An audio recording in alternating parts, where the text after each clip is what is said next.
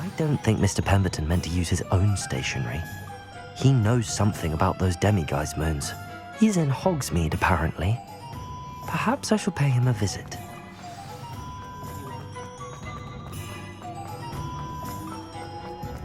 An honest day. Would anyone care enough to remove my demiguise statues? Pardon me, sir, but about those curious demiguise statues I've seen. What?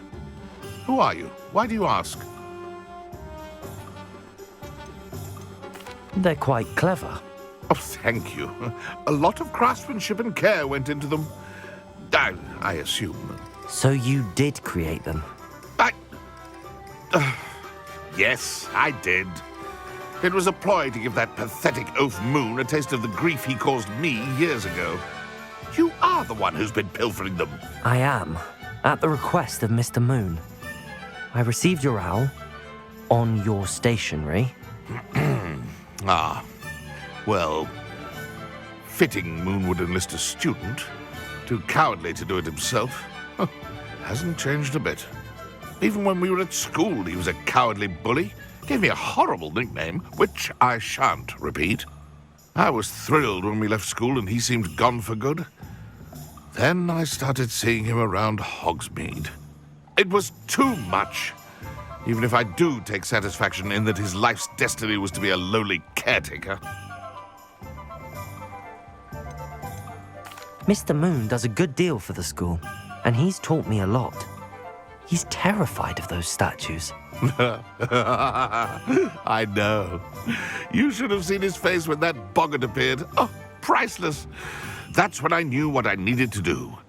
I simply didn't want to encounter him anymore. So, I shrewdly put a boggart in his path to learn his greatest fear. I then created the demiguise statues to keep him in his place, so to speak. The moons were an inspired play on his name.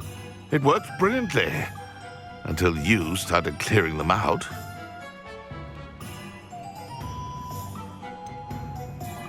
The statues are a form of bullying. You're no better than him. Perhaps it's time you both moved on. Fair point, I suppose. If they've terrified him, as you say, he may have learned his lesson.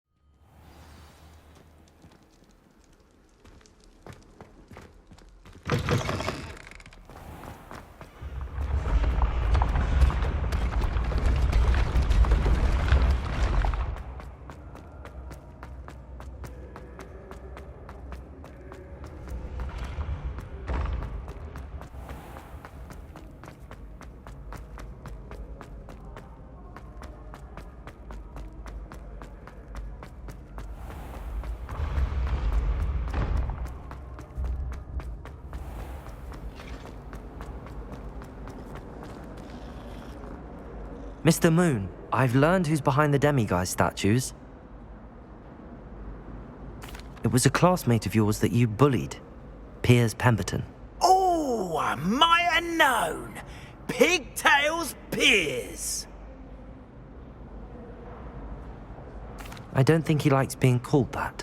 Of course he does. Oh, we had such flowing locks, and we used to laugh about them. I laughed the hardest of all.